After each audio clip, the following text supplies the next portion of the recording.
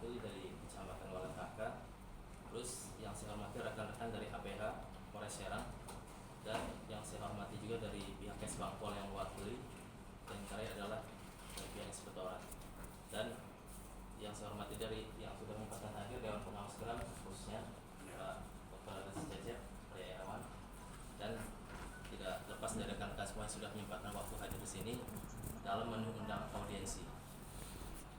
Tentunya audiensi ini berawal dari ketika kita ingin menyampaikan aspirasi, yaitu berbentuk aksi.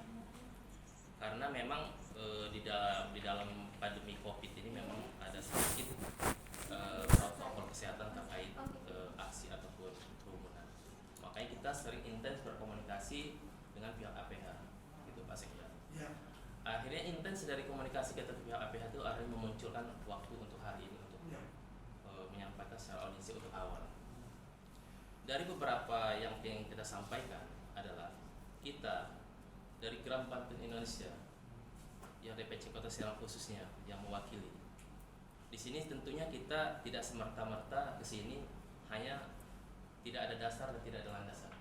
Yang pertama, dasar dan landasan kita adalah awal dari keterbukaan informasi publik.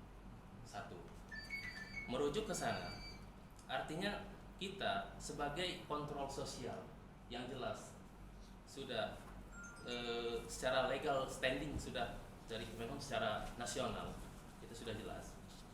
Dari sini kita harusnya dari Pemkot sini bisa mengapresiasi dong kinerja dari kontrol sosial, mengawasi anggaran negara yang sifat APBD atau kota, bukan harusnya artinya ditutupi. Bagaimanapun PAD kita adalah buat kita semua, dari masyarakat untuk masyarakat, oleh masyarakat, itu pada dasarnya. Nah, dari itu kita ingin menyampaikan aspirasi kita dari masyarakat untuk aksi, karena dalam kondisi ini kita sangat patuh akan aturan. Kalau kita tidak patuh dengan akan aturan, hak untuk semua orang menyampaikan aspirasi silakan. Karena kita patuh, kita berkoordinasi dengan pihak penegak hukum supaya tidak terjadi miskomunikasi. Akhirnya kita sampai di sini. Menurut dari beberapa persoalan, setelah hasil investigasi dan by data, yang ingin kita sampaikan adalah kita hanya minta transparansi penggunaan anggaran APBD tahun 2020. Kita tidak mengacu ke yang lain, kita fokus ke substansi APBD 2020. Kita tidak menyenggol anggaran DAUT. Itu mungkin nomor sekian dulu, biar substansi jelas. Geram Kota Serang ini menyoroti terkait penggunaan APBD Kota Serang tahun 2020 tentang pengadaan sarpras fasilitas kantor kelurahan yang ada di Walentaka khususnya, terkait pengadaan alat kantor. Maksud kami, ketika kita berkonfirmasi, kita yang sudah berbadan hukum pun sulit untuk mendapatkan informasi untuk mengawasi anggaran kita, apalagi masyarakat yang tidak tahu menahu bagaimana penggunaan anggaran kita, apalagi 2021 yang defisit anggaran kita sekian miliar. Karena apa? Penggunaan di 2010 asal-asalan. Kalau memang tidak asal-asalan, ini acuan kami. Yang pertama, satu, dasar sebelum kita merujuk ke sana.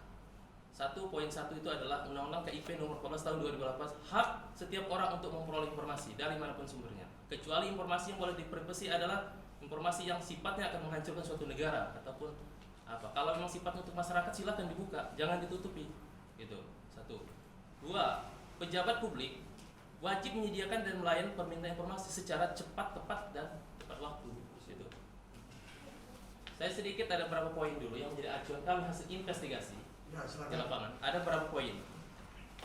Sebelum nanti ditambah dari rekan-rekan yang lain yang sudah bekerja selama beberapa hari sehingga sampai sini. Satu, yang menjadi dasar dugaan tidak transparansi berpotensi mengarah ke penyalahgunaan anggaran tahun 2020 adalah satu, kami konfirmasi pihak Kecamatan Walentaka dikonfirmasi beberapa waktu lalu terkait pengadaan sarpras. Kantor kelurahan yang ada di Walentaka mengatakan tidak tahu, silakan tanya pihak ketiga. Itu maksudnya bagaimana? Sedangkan jelas kecamatan adalah pengguna anggaran, masa tidak tahu pengguna anggaran atau PA? Ini seakan-akan menutupi terkait penggunaan anggaran. Poin yang kedua, dari beberapa kelurahan Walentaka yang kita konfirmasi terkait sarpras kantor bersumber APBD Kota Serang tahun 2020, kita menemukan 3 perbedaan pernyataan dari kelurahan. Ini sungguh yang ironis. Satu atap beda pendapat. Ini gimana arahnya? So, yang pertama pernyataan, salah satu Pak Lurah tidak tahu menahu tentang RAB sarpras.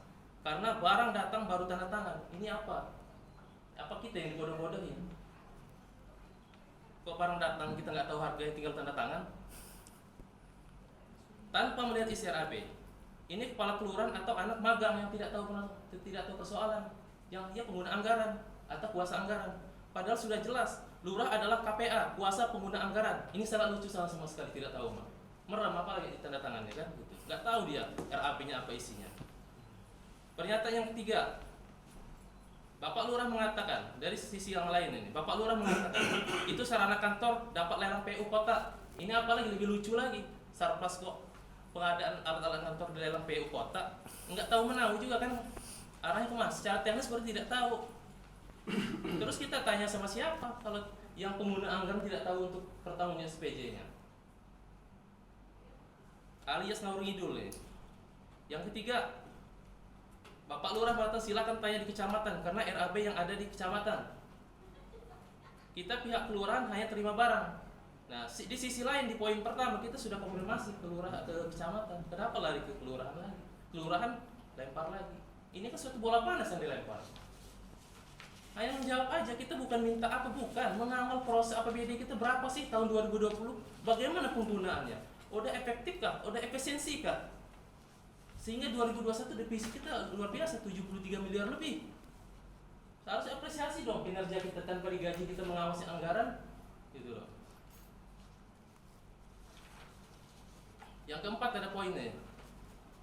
Setelah kita investigasi dari tim saya yang ke bawah, dikonfirmasi dengan PPTK, pejabat pembuat teknis kelurahan, 14 kelurahan yang ada di Kecamatan Walataka, 25-30% mengatakan tidak tahu terkait Sarpras.